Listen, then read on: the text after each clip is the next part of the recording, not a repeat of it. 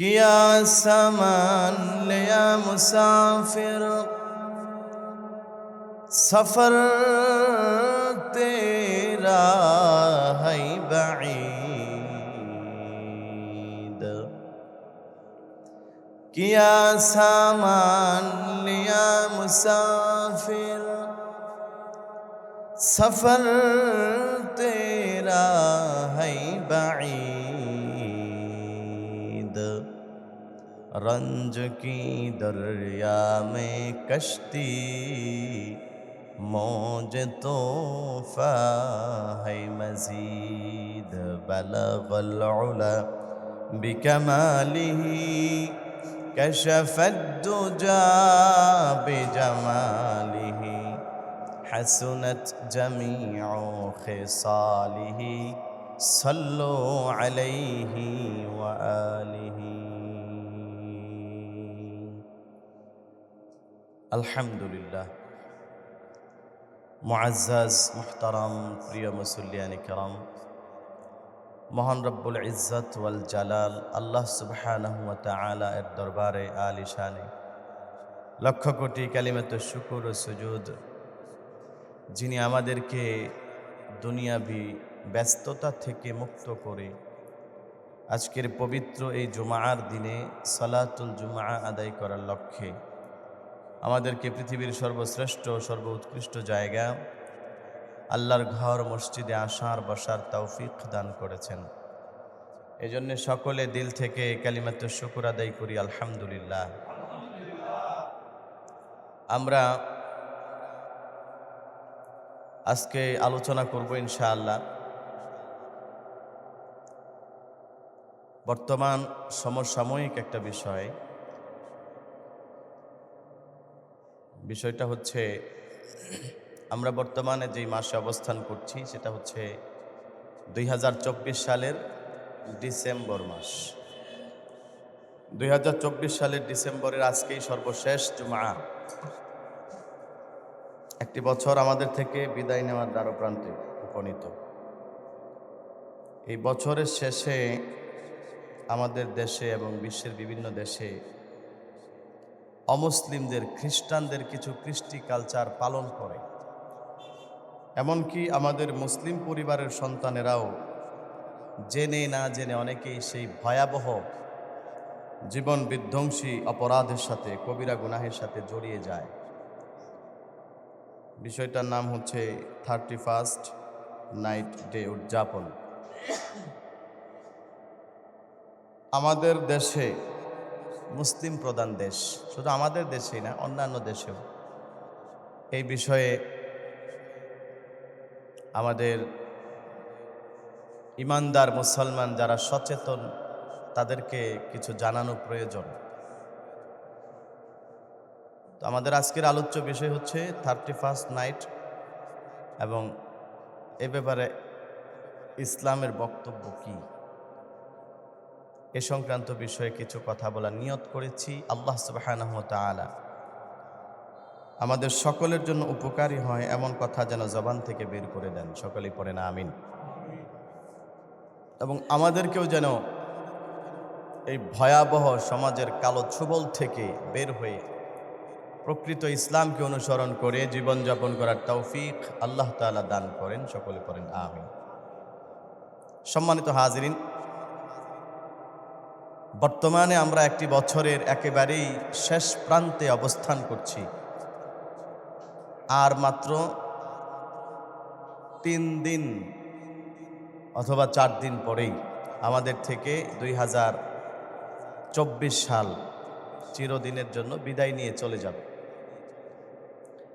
একটি বছর আমাদের জীবন থেকে চলে যাওয়া মানে হচ্ছে আমাদের জীবন থেকে গুরুত্বপূর্ণ কিছু সময় ব্যয় হয়ে গিয়েছে, চলে গিয়েছে, এবং আমরা সকলেই মৃত্যুর দিকে এক ধাপ এগিয়ে গেলাম। বছর শেষ হওয়া, নতুন বছর শুরু হওয়া, এটা আমাদের জন্য যতটুকু আনন্দদায়ক এর চেয়ে বেশি কষ্টকর। কারণ আমাদের জন্য উচিত হচ্ছে আল্লাহ তাআলা আমাদেরকে যে জীবন দিয়েছেন, হায়াত দিয়েছেন, নির্দিষ্ট একটা হায়াত নিয়ে আমরা পৃথিবীতে এসেছি। কেউ চিরকাল দুনিয়াতে থাকবো না। কোনো নবী রসুলগণও পৃথিবীতে চিরকাল ছিলেন না। আমাদের পূর্বপুরুষগণ, বাপ দাদা 14 গোষ্ঠী কেউ পৃথিবীতে চিরদিন ছিলেন না, থাকে নাই, আমরাও থাকবো না। তো নির্দিষ্ট হায়াত যতই বছর যাচ্ছে ততই কিন্তু শেষ হয়ে যাচ্ছে। আমাদের হায়াত দিন দিন কমতেছে, হায়াত বাড়ছে না, বয়স বাড়ছে না, বরং আমাদের বয়স দিন দিন কমছে।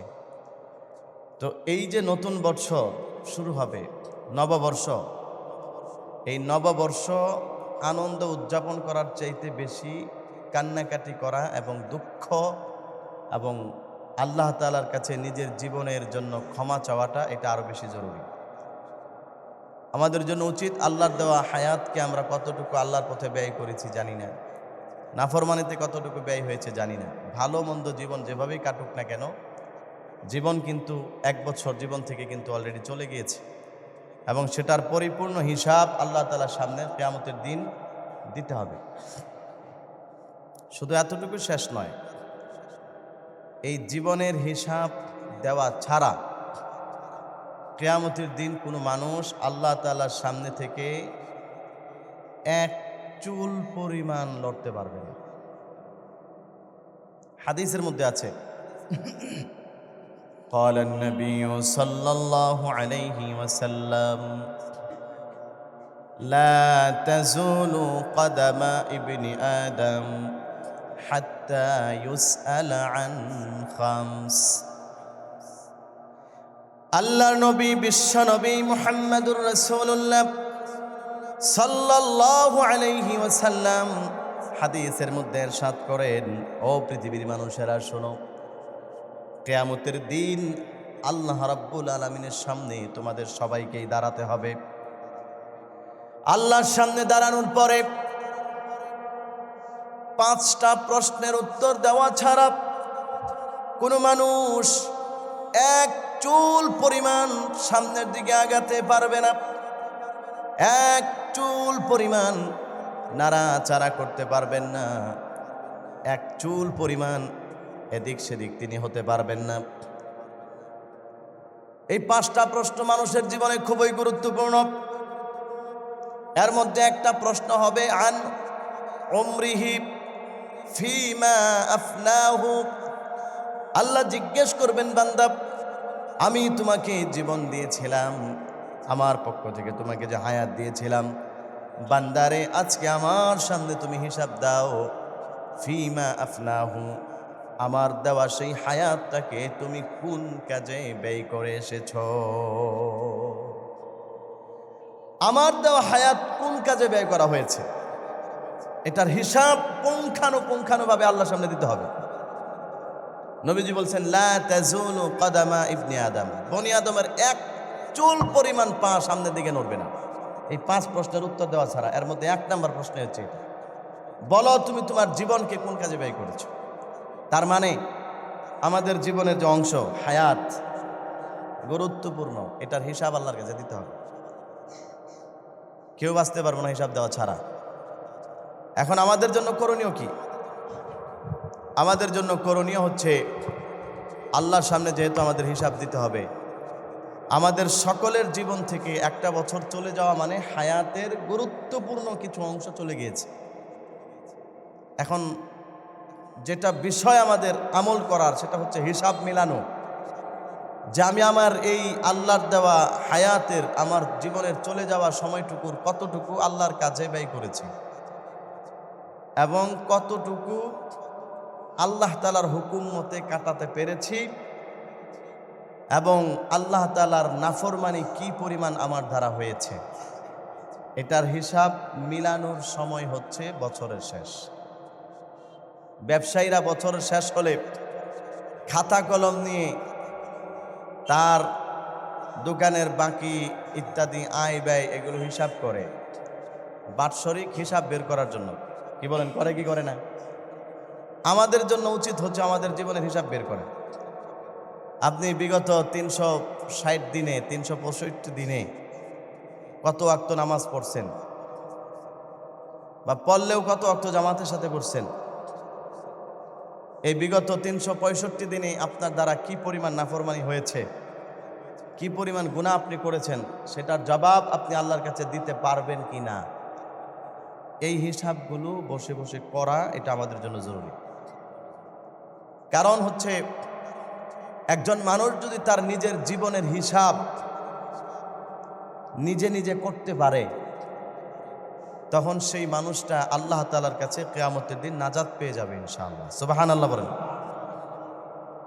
আমার ভাইয়েরা, এজন্য একটা প্রসিদ্ধ আরবি প্রবাদ বাক্য আছে, হাসিবু ক্বাবলা আন তুহাসাবু।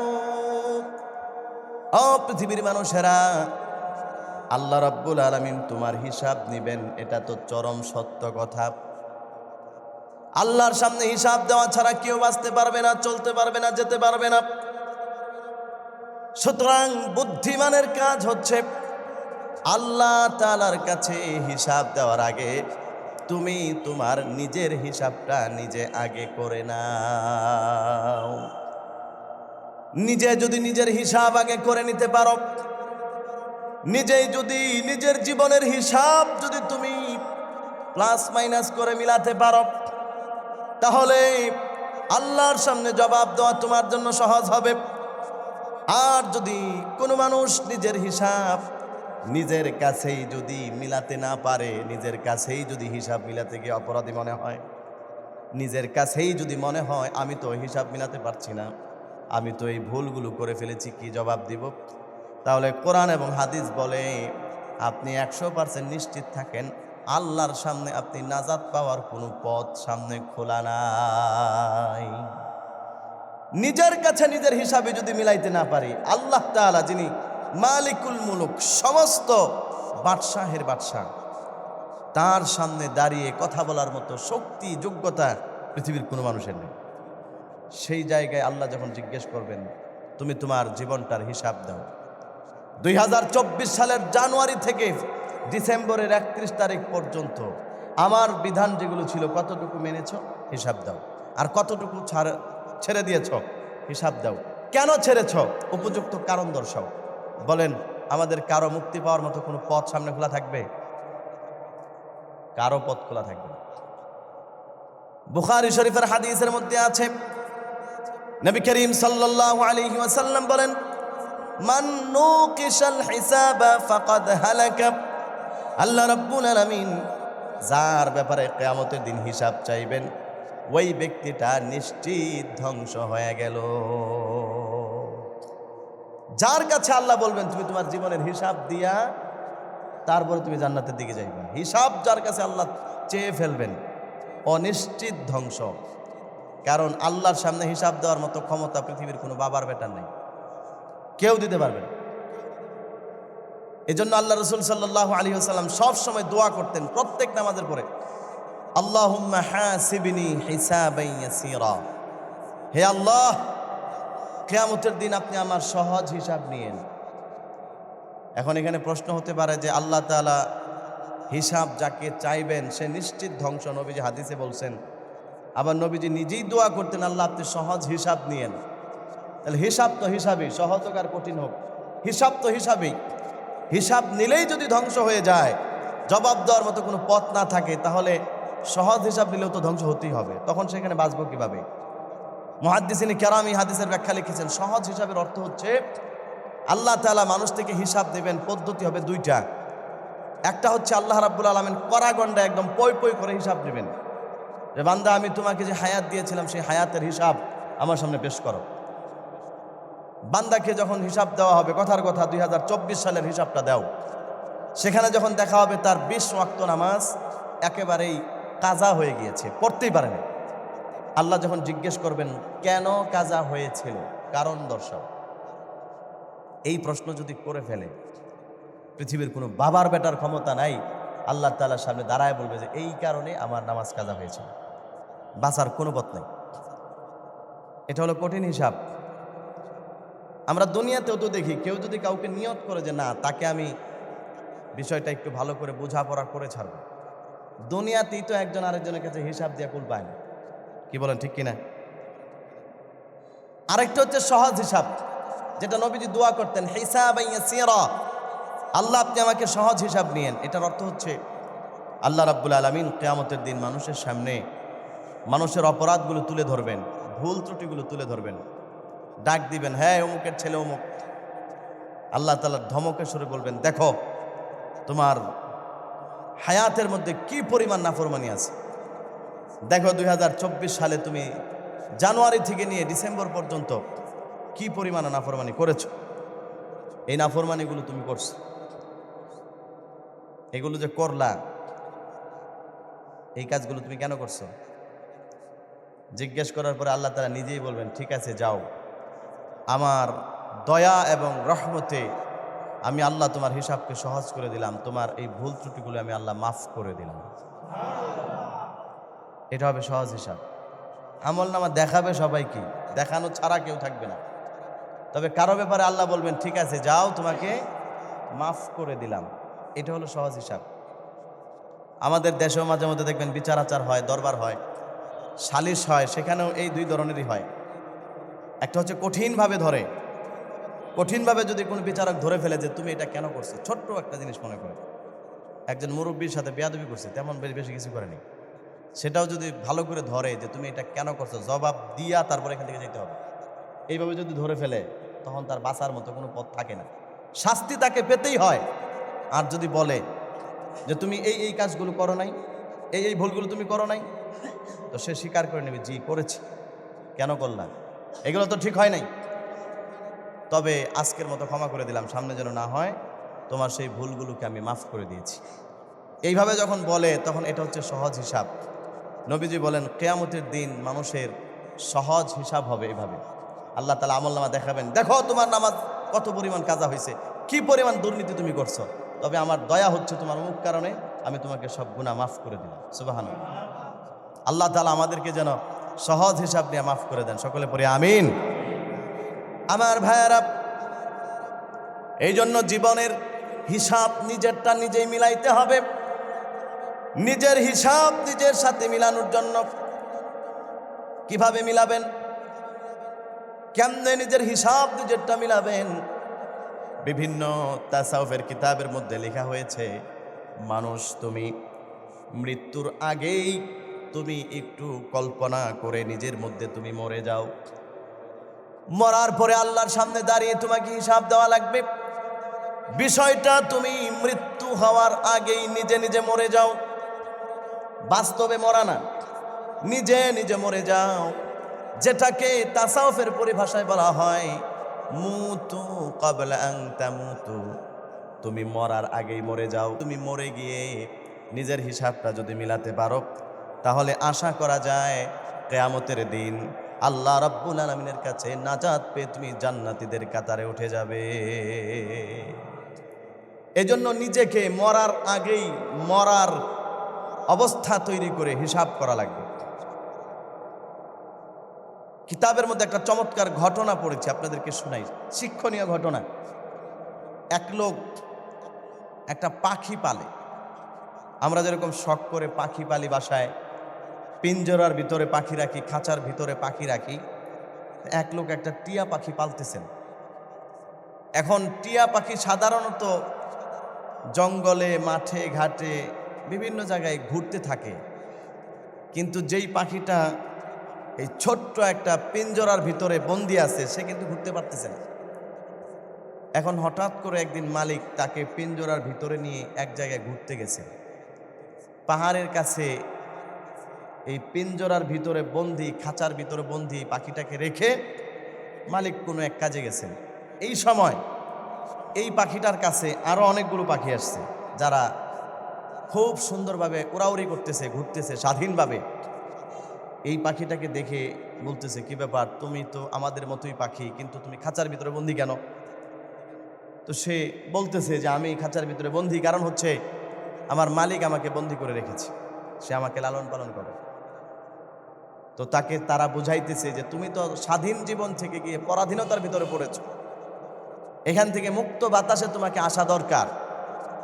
পিঞ্জরা ছোট্ট একটা জায়গা, এখানে তো জোরে ভালো করে উড়াউড়ি করা যায় না, আর আল্লাহর আকাশ, খোলা আকাশ কত বড়, সেখানে তুমি ঘুরতে পারবে স্বাধীন মতো, তুমি বাইরে চলে আসো। এখন খাঁচার ভিতরে থেকে সেই পাখি বলতেছে, পরামর্শ তো খুব ভালো দিছেন, কিন্তু আমি তো এই খাঁচার ভিতর থেকে বের হতে পারবো না, কারণ আমার জীবন থাকতে আমার মালিক আমাকে এখান থেকে বের হতে দিবেন। এখন বের হব কিভাবে? তখন বাকি পাখিরা তাকে পরামর্শ দিল, আমরা তোমাকে একটা পরামর্শ দিই, সেটা হচ্ছে তুমি যদি এই বন্দিশালা থেকে মুক্তি পেতে চাও তাহলে তোমার পথ একটাই, মুতু ক্বাবলা আন তামুতু, মরার আগেই তুমি মরে যাও, মরার আগেই তুমি মরে যাও, তাহলেই তুমি এখান থেকে মুক্তি পাওয়া সম্ভব। কিভাবে? একটা হচ্ছে অরিজিনালি মরে যাওয়া, আর একটা হচ্ছে মরার ভান ধরা।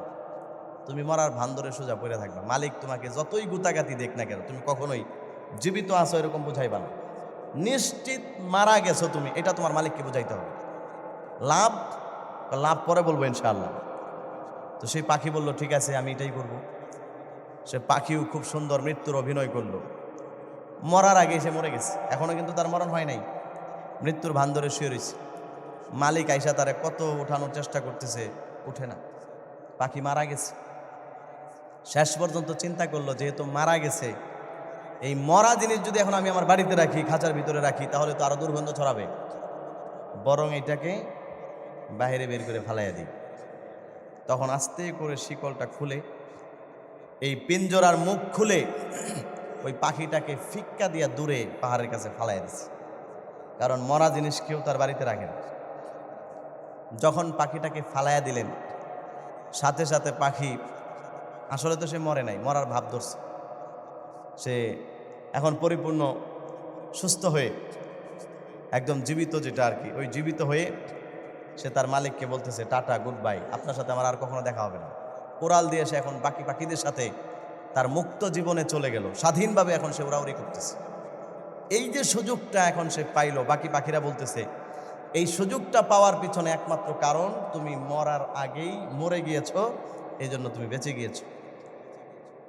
আমার ভাইয়েরা, যদি সেই পাখিটা মরার আগেই মরার ভান না করত, মরার আগেই যদি মরে না যেত, মালিক জীবন থাকা অবস্থায় কখনো তাকে এখান থেকে বের করে বাহিরে ছুঁড়ে ফেলে দিত না।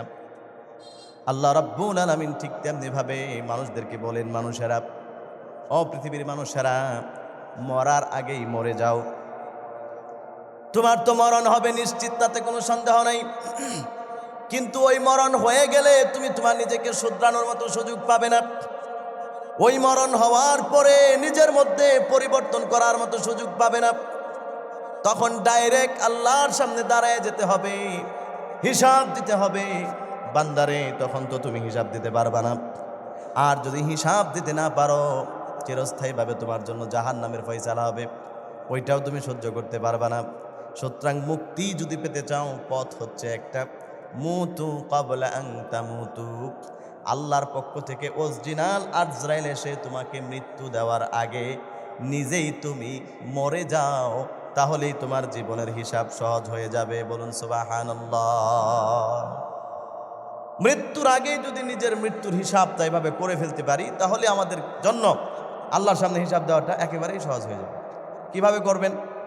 মাঝে মধ্যে শুয়ে চিন্তা করবেন যে আপনি মরে যাচ্ছেন, অথবা আপনার সামনে কত আত্মীয় স্বজন, পাড়া প্রতিবেশী মারা গেল, তাদেরকে নিয়ে একটু ভাববেন যে মৃত্যুর পরে তাদের সাথে কি অবস্থাটা হলো। কত টাকা পয়সাওয়ালা মৃত্যুর পরে হাসপাতালে মারা গেছেন, অ্যাম্বুলেন্স দিয়ে লাশটা বাড়ি পর্যন্ত এনে, এত সুন্দর স্বাদের বাড়ি, যেই বাড়ি করার জন্য জীবনে কত অবৈধ ইনকাম করছে, যেই বাড়িটাকে করার জন্য জীবনে কত নাফরমানি পন্থায় সে ইনকাম করছে, তার লাশটা বাড়ির ভিতরে পর্যন্ত ঢুকায় না, যে ছোট বাচ্চারা ভয় পাবে। ওই লাশটাকে ছোট বাচ্চাদেরকে আয়সা দেখতে দেয় না, ভয় পাবে। অনেক জায়গায় মহিলাদেরকে যাইতে দেয় না, যে না তার কাছে যেও না, রাতের বেলায় চোখের মধ্যে লাশ ভেসে উঠবে, তুমি ভয় পাইবা। এরকম ঘটনা আমাদের দেশে আছে না নাই? এগুলো তো বাস্তব কথা। নিজের লাশ সামনে রেখে আপনি এরকম কল্পনা করেন যে আমার সাথেও তো সেম এরকমটাই করা হবে, নাকি এটা মিথ্যা কথা? আমার সাথেও সেম এরকম করা হবে। সুতরাং চুরিধারি করে এই বাড়ি করার কোনো মানেই হয় না, কারণ মরার পরে আমার লাশটা এই বাড়িতে এক সেকেন্ডও রাখবে না। তাহলে আমি কার জন্য এগুলো করব? এই হিসাবটা যদি আপনি মিলাতে পারেন, আমি যদি মিলাতে পারি, তাহলে আমার জীবন সফল, আপনার জীবন সফল। আপনি হিসাব করবেন, এই পৃথিবীর কত মানুষ তার লাশ সামনে রেখে আত্মীয় স্বজন জমি ভাগ বাটোয়ারা নিয়ে নিজেদের মধ্যে পরস্পর কথা বলতেছে। এরকম অসংখ্য ঘটনা আমাদের সমাজের মধ্যে আছে। 2-4 জন মহিলা কান্না করতেছে লাশের পাশে, বাকি 4-5 জন মিলে ওই বাঁশঝাড়ের পাশে দাঁড়িয়ে হিসাব করতেছে, আচ্ছা উনি যে মারা গেছেন ওনার তো ঋণ আছে এত লক্ষ টাকা, এগুলো তো জানাজার টাইমে বলতে হবে। এই ঋণগুলো কে দিবে? ঘোষণা যে দিব, আপনারা আমাদের সাথে যোগাযোগ করেন, আপনাদের ঋণ পরিশোধ আমরা করে দিব কে? বড় ছেলে ছোট ছেলে বলে, আমি বলে দিব না, তুই দিবি। এই তুই দিবি না ও দিবে? কি বলেন? এগুলা নিয়ে কথা কাটাকাটি জানাজা পড়ার আগেই আমাদের সমাজে হয় কি হয় না? বহুত ঘটনা আছে এরকম, গ্রামে গঞ্জে এরকম অনেক ঘটনা আমাদের দেশের মানুষ বাস্তব সাক্ষী। এগুলো থেকে আমাদের নিজেদের শিক্ষা গ্রহণ করা উচিত, হিসাব মিলানো উচিত। যে আজকে আমিও যদি অসুস্থ হয়ে হাসপাতালে আমার চিকিৎসা করতে 1 লক্ষ টাকা ঋণ করা লাগছে, এটা অসম্ভব কিছু না। আমার আত্মীয় স্বজনও আমার জানাজা পড়ানোর আগে, আমার লাশ এখনো গোসল করানো হয় নাই, খাটের মধ্যে শোয়ানো, 2-3 জন মহিলা হয়তো বা কাঁদতেছে। আশেপাশে যারা খুব বেশি মায়া আমার প্রতি, তারা হয়তো বা কান্না করতেছে। আর বাকিরা ভাবতেছে দাফনের আগেই যে তাকে এখন দাফনের পরে জনগণ যখন আমার কাছে টাকা চাইতে আসবে, পাওনাদাররা, টাকাটা দিবে কে? এক সন্তান আরেক সন্তান ঠেলাঠেলি করতেছে। পরিবার পরিজন, আপনি যাদের জন্য জীবন শেষ করে ফেলেছেন, যাদের জন্য আপনি মায়া দেখাইতে দেখাইতে, যাদের জন্য একটু সুখ শান্তির চিন্তা করতে গিয়ে, যে স্ত্রীকে খুশি করার জন্য, সন্তানকে খুশি করার জন্য আপনি হালাল পথ বাদ দিয়ে হারাম পথেও চলছেন। এই দুনিয়ার যত মানুষ হারাম পথে ইনকাম করে, সবগুলো কার জন্য করে? নিজের পরিবারের জন্য করে। আমার টাকা দরকার, বাড়ি করতেই হবে। এখন টাকাটা বাড়ি করার জন্য হালাল পথে আসলো, আলহামদুলিল্লাহ ভালো। বাকি হারাম পথে আনার জন্য যখন মানুষ পাগলের মতো হয়ে যায়, কেন? আমি আমার সন্তানকে খুশি রেখে যেতে চাই, আমার সন্তান যেন এলাকার একটা বাড়িওয়ালা হয়, আমার সন্তান যেন কষ্ট করা না লাগে, এই জন্য সন্তানের জন্য বাড়ি করতে গিয়ে হারাম পন্থায় নিজে চুরি করে, ব্যবসার মধ্যে দুর্নীতি করে, চাকরির মধ্যে তার মালিক পক্ষের আমানতের খেয়ানত করে। 10,000 টাকা বেতন, মাসে 1 লক্ষ টাকা কামায়, বাকি 90,000 টাকা চুরি করে। কেন? সন্তানের মুখে হাসি ফুটানোর জন্য, স্ত্রীর মুখে হাসি ফুটানোর জন্য।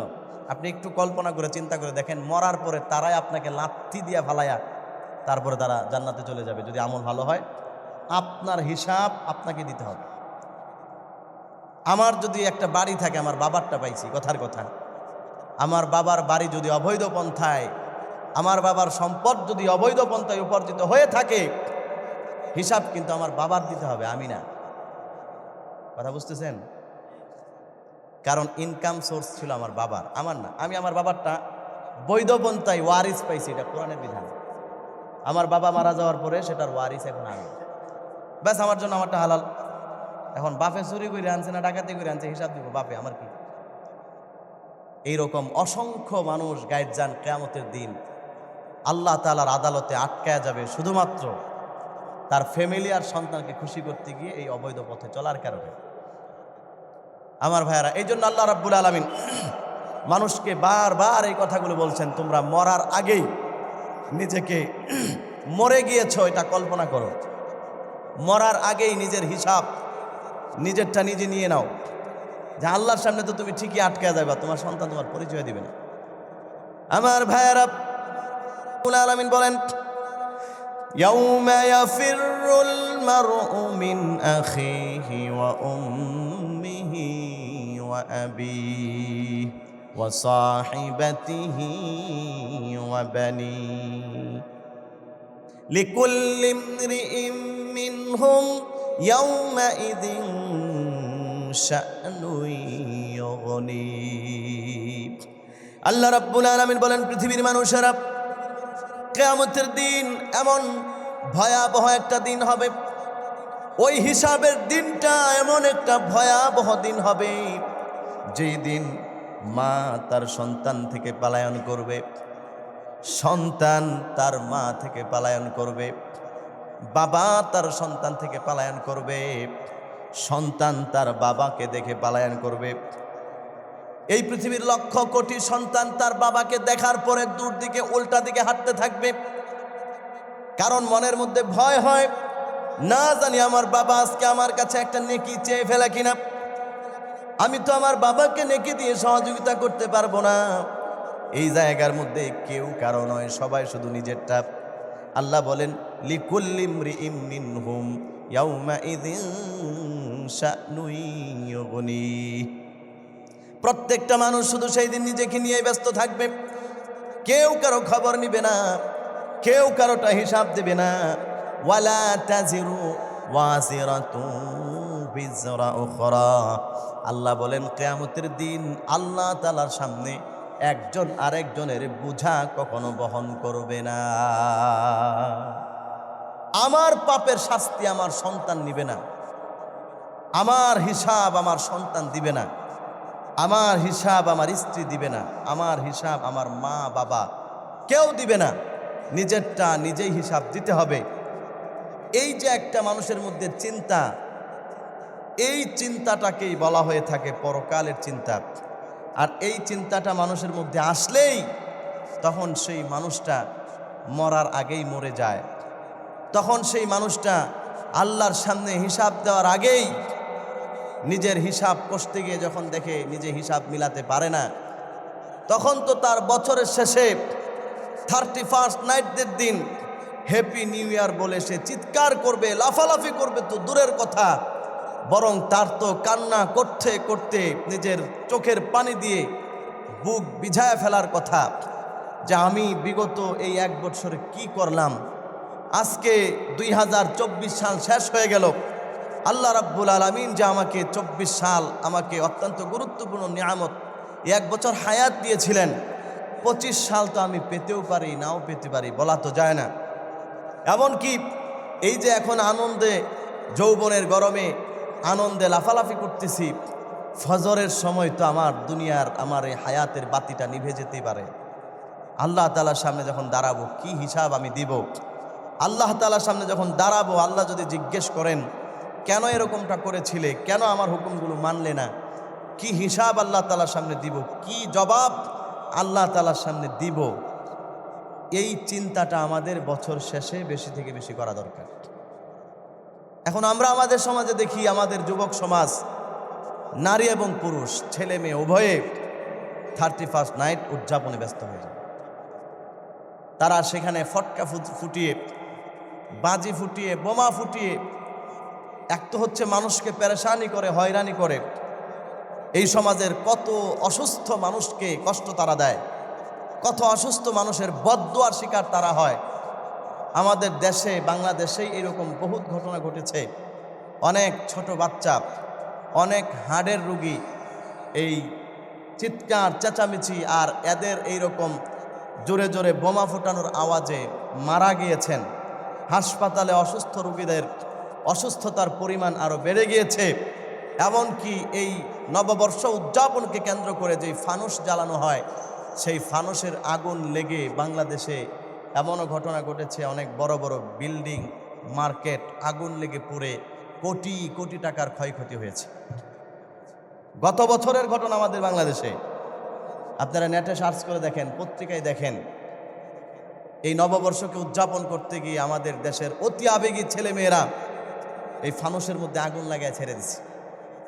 আর সেটা গিয়ে এক মার্কেটে লাগছে, মার্কেট পুরো আগুন লাগে পুড়ে গেছে। গত বছরের ঘটনা ঢাকার। প্রতি বছরে এরকম ক্ষয়ক্ষতি হইতেছে। অথচ বলেন তো এই কাজটা কি হালাল নাকি হারাম? হারাম। হালাল কাজ করতে গিয়ে যদি মানুষকে কষ্ট দিত, একটা কথা মানার ছিল যে না, ওয়াজ মাহফিল করতেছে, আচ্ছা 1-2 জনের একটু কষ্ট হইলে হোক, বাকিদের তো উপকার হইতেছে, মাইক লাগায় রাখছে। কিন্তু এই হারাম কাজ করতে গিয়ে, যেটা উদযাপন করা শরীয়তে নিষিদ্ধ এবং হারাম এবং কবিরা গুনাহ, আজকে সেটাকে পালন করতে গিয়ে আমাদের সমাজের যুবক, বিশেষ করে যুবতী যুবকেরা খুব বেশি লাফালাফি করে, খুব বেশি আনন্দ এবং উৎফুল্লতায় মেতে ওঠে। কেমন যেন তার কাছে মনে হয় যে 2024 সাল চলে গেছে, তার মানে আমার জীবন থেকে একটা বিপদ কাইটে গেছে। মনে হয় আমার জীবনের হিসাব আল্লাহর সামনে দেওয়া লাগবে না। এই জন্য সে এত খুশিতে আত্মহারা। আমার ভাইয়েরা, এই যে নববর্ষ উদযাপন এভাবে আনন্দ সহকারে করতেন, এগুলো কারা করতেন? ইতিহাসের মধ্যে আছে পৃথিবীতে সর্বপ্রথম হযরত ঈসা আলাইহিস সালাতু ওয়াস সালাম দুনিয়াতে আসার আরো 800 বছর আগে নওরোজ নামে নববর্ষ উদযাপনের যে প্রথা চালু করেছিলেন পারস্যের একজন সম্রাট। এর পরবর্তীতে সেটাকে বন্ধ করে দেওয়া হয়েছে। এর পরবর্তীতে রোম দেশে ঈসা আলাইহিস সালাম দুনিয়াতে আসার 153 বছর আগে নববর্ষ উদযাপনের সিস্টেম চালু হয়েছিল। পরবর্তীতে সেটাকে 31st নাইট ডে এই নামে নামকরণ করা হয়েছে। এটা হইল মূলত ইংরেজি মাস এর প্রথম যেই মাস জানুয়ারি, এই জানুয়ারিকে নামকরণ করা হয়েছে রোমানদের একটা দেবতা আছে, তার নাম হচ্ছে জানুস। এই জানুসের নামে নামকরণ করা হয়েছে জানুয়ারি মাসকে। এই জানুস মূর্তির বৈশিষ্ট্য হচ্ছে তার মুখ দুইটা, মূর্তির সামনের দিকে মুখ, পিছনের দিকে মুখ। জুমার পরে বাড়িতে গিয়ে সার্চ করবেন ইন্টারনেটে, জানুস মূর্তি। ওই খ্রিস্টানরা এবং এই অমুসলিমদের বিশ্বাস এই মূর্তি মানুষের জীবনের সমস্ত পাপ মোচন করে দেয়, জীবনে সুখ শান্তি এনে দেয়। জোরে বলেন নাউযুবিল্লাহ। এই বিশ্বাসকে যারা বক্ষে ধারণ করেন, তাদের প্রচলিত বিশ্বাস অনুযায়ী এই জানুস দেবতাকে বলা হয় গড অফ ডোরস। এই মূর্তির সামনে এবং পিছনে দুনো অবস্থায় দুই দিকে মুখ তারা পূজা করেন। ডিসেম্বর মাসের 31 তারিখে তারা মূর্তির পিছনের অংশে যেই মুখ রয়েছে সেখানে দাঁড়িয়ে পূজা করেন, তার কাছে ক্ষমা প্রার্থনা করেন। আবার যখন 12টার পরে এক তারিখ শুরু হয় জানুয়ারির, তখন তারা সামনে গিয়ে ওই মূর্তির সামনে দাঁড়িয়ে আরাধনা করে, পূজা করে। তাদের আকীদা এবং বিশ্বাস হচ্ছে যখন সেই মূর্তির পিছনের মুখের কাছে দাঁড়িয়ে আমরা প্রার্থনা করেছি, আমাদের কথার কথা 2024 সালের সমস্ত অপরাধগুলোকে ক্ষমা করে দেওয়া হয়েছে। নাউজুবিল্লাহ বলেন।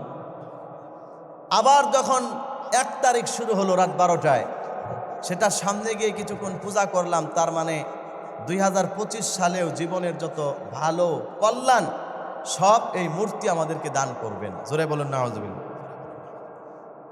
এই বিশ্বাসকে বক্ষে ধারণ করেই এই জানুস মূর্তির অনুসারীরা, পূজারীরা এই 31st নাইট ডে এই প্রথা চালু করেছেন। তাহলে আমাদের সামনে কোরআন এবং হাদিস এবং ইতিহাস থেকে যেই কথা স্পষ্টভাবে প্রমাণিত হয়ে গেল যে 31st নাইট ডে উদযাপন এটা মূলত খ্রিস্টানদের, অমুসলিমদের একটা পূজাকে কেন্দ্র করে, যাদের বিশ্বাস এই মূর্তি তাদের জীবনের সমস্ত গুনাহ মাফ অবলম্বন করে। আল্লাহর নবী সাল্লাল্লাহু আলাইহি ওয়াসাল্লাম হাদিসের মধ্যে বলেন, আল মারউ মা'a মান আহাব্বা, একজন মানুষ যাকে ভালোবাসে তার সাথে তার হাসর হবে। নবীজি আরো বলেছেন, তোমরা কখনোই অমুসলিমদের সাদৃশ্যতা অবলম্বন করবে না। সুতরাং অমুসলিমরা জানুস দেবতার পূজা করতে গিয়ে 31st নাইট ডে উদযাপন করেন। সুতরাং কোনো মানুষ যদি এখানে অংশগ্রহণ করে মুসলমানের সন্তান, এটার মানে হলো সেও অমুসলিমদের সাথে একাত্মতা পোষণ করে। আল্লাহ রাব্বুল আলামিনকে বাদ দিয়ে কেমন যেন সে মূর্তির পূজায় লিপ্ত হয়ে গিয়েছে। শুধুমাত্র গুনাহগারই হলো না, এখানে লিপ্ত হওয়ার কারণে সাথে সাথে শিরকি কর্মকাণ্ডে লিপ্ত হয়ে গিয়েছে। বলুন নাউযুবিল্লাহ। এই জন্য 31st নাইট ডে উদযাপন করা মুসলমানদের জন্য হারাম এবং শিরক।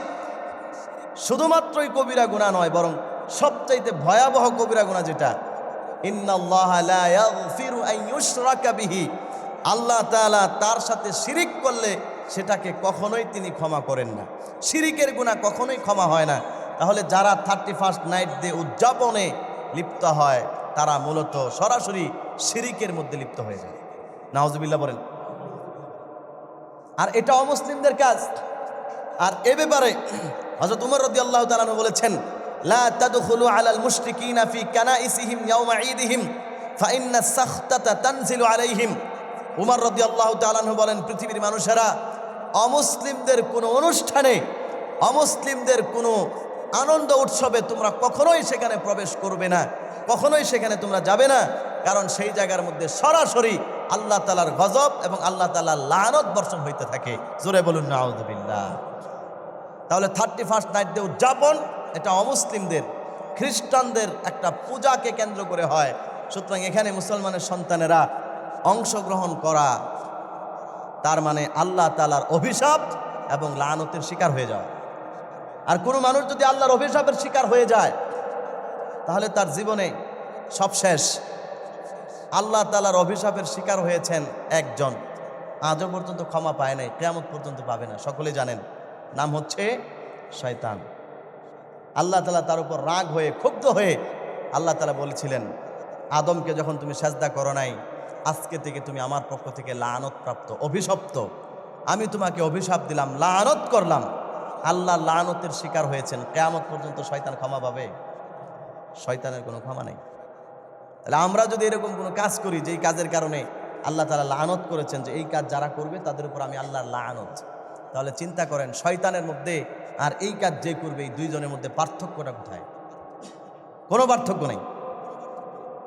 পার্থক্য শুধু এতটুকু, শয়তান শয়তান হিসাবে চলতেছে আর আপনি দুনিয়াতে মুসলমানের পরিচয় নিয়ে চলতেছেন, কিন্তু শয়তানের কাজ আর আপনার কাজ একই।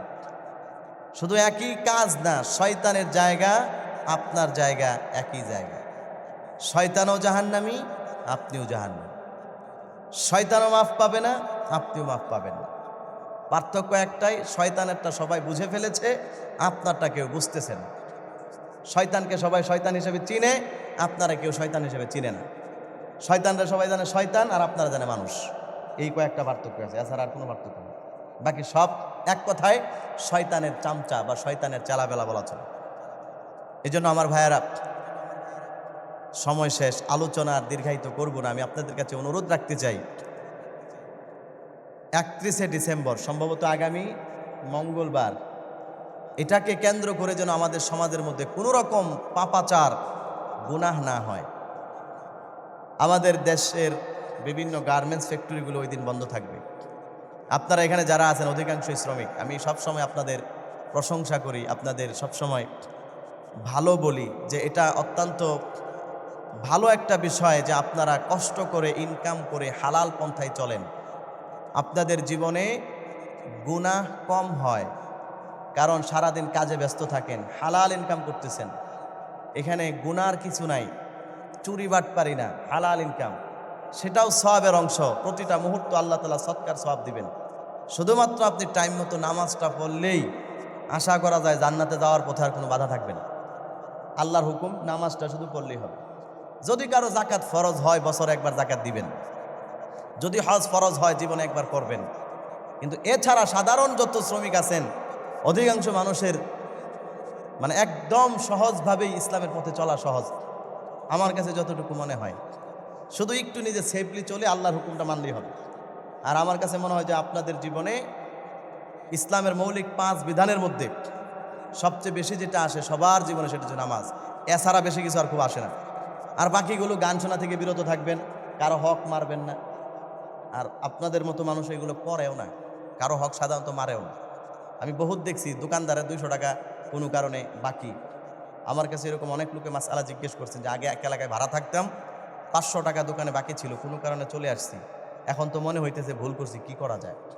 তাহলে যেই লোকটা মাত্র 500 টাকা আরেকজনকে ঠকানোর কারণে ইমাম সাহেবকে জিজ্ঞেস করতে পারে নাজাতের পথ কি, মুক্তির পথ কি, কমপক্ষে আমরা এতটুকু বুঝতে পারি যে লোকটার মধ্যে ঈমান আছে, আমল আছে, আসলে লোকটা ভালো মানুষ।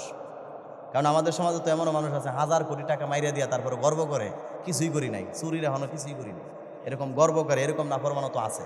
কথা বলেন ঠিক না বে ঠিক?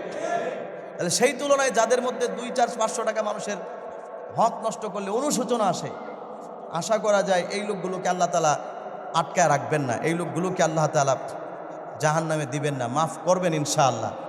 কিন্তু একটু যদি নিজেরা সেফলি চলি, বিভিন্ন সময় যে গুনাহার পরিবেশগুলো আসে এগুলো যদি আমরা না যাই। আমার মুখ্য উদ্দেশ্য যেটা বলার, এই 31শে ডিসেম্বরকে কেন্দ্র করে অনেক গার্মেন্টস ফ্যাক্টরি বন্ধ থাকবে। আর আপনারা অনেকে আপনার বোন অথবা বউ অথবা অনেকেই অবৈধভাবে যারা প্রেম প্রীতিতে লিপ্ত, ওই যে গাজীপুরা আর কি জানি একটা বড় ভার্সিটি আছে, ওপেন ইউনিভার্সিটি, উন্মুক্ত বিশ্ববিদ্যালয়, ইসলামিক বিশ্ববিদ্যালয়, ওখানে গিয়ে আপনারা আড্ডা দেন অনেকে। কারণ গত কয়েকদিন আগে 16ই ডিসেম্বর ছিল, আমি মাহফিলে যাইতেছি, তখন দেখলাম এই জায়গার মধ্যে এত পরিমাণে মানুষ, মানে হাজার হাজার মানুষ ব্রিজের মধ্যে উঠা যাইতেছে না, আর সবগুলো গার্মেন্টস ফ্যাক্টরির মেয়েরা এবং ছেলেরা। এটা হলো গত কয়েকদিন আগের দেখা। কালকে আজকে হচ্ছে কয় তারিখ? 27 তারিখ, তার মানে আর মাত্র 10 দিন আগের কথা বলতেছি। রাস্তায় আমরা গাড়ি নিয়ে যাইতে পারতেছি না, প্রচণ্ড জ্যাম বুটবাজারের আগে। পরে সামনে আসা যেটা দেখলাম, এখানে যারা আছে সবাই গার্মেন্টসের লোকেরা। কেন? ওই দিন মনে হয় বন্ধ ছিল, হয়তো বা আপনাদের এলাকার না, ওই পাশের এলাকার, আমি সেটা দেখে বলতেছি। তো এই সময়টা আপনি ইচ্ছা করলে বন্ধ ছিল, এটা তো আপনি একটা ভালো কাজে কাটাইতে পারতেন। আপনার একজন আত্মীয়কে দেখতে যান, অনেক বড় সওয়াবের কাজ, আল্লাহ তাআলা কবুল করলে এটার বিনিময়েও আপনি জান্নাত পেয়ে যেতে পারেন। আপনি একদিন বন্ধ পাইছেন, এই সময়টা আপনার পরিবারকে সময় দেন, মার সাথে কথা বলেন, ফ্যামিলিকে সময় দেন, নিজের শরীরের একটু হক আদায় করেন। ওই দিন একদম নাক ডেকে ঘুমান সারাদিন আচ্ছা মতো, আবার নামাজ পড়া, নামাজ বাদ দিয়া না, ফজরের পরে ঘুমান জোহর পর্যন্ত, জোহরের পরে ঘুমান আসর পর্যন্ত, অন্যদিন তো টাইম পান না। নিজের শরীরের হক আদায় করেন, স্ত্রীর হক আদায় করেন, সন্তানগুলোকে সময় দেন। কিন্তু এই কাজটা না করে ওই দিন যা দেখলাম, সবাই ওই দিন রোডের মধ্যে। পরে জিজ্ঞেস করছি, রাস্তা মেয়ে দেবে এনে কি করছে? পরে বললো যে এখানে একটা কনসার্ট হইতেছে ভিতরে, একটা হচ্ছে শফিউদ্দিন কলেজ যেটা, ওখানে একটা, আর একটা হলো এখানে এই উন্মুক্ত বিশ্ববিদ্যালয়, এখানে এই কনসার্টের মধ্যে গিয়া সবাই যোগ দিছে। তাহলে দেখেন, আমি যেই কথা বলতেছিলাম, আপনাদের ইনকাম হালাল, স্বল্প আয়ের মানুষ, একটু সেফলি চললে জান্নাতের পথে চলা সহজ। কিন্তু আপনি যদি সেই 31শে ডিসেম্বর দিন সুযোগ পায়া নিজেকে বেহায়াপনার স্রোতে গা ভাসায়া দেন, তাহলে এই ইহুদি খ্রিস্টানদের মধ্যে আর আপনার মধ্যে পার্থক্য রইল কোথায়? এই বিচারটা আপনারটা আপনি নিজে করবেন।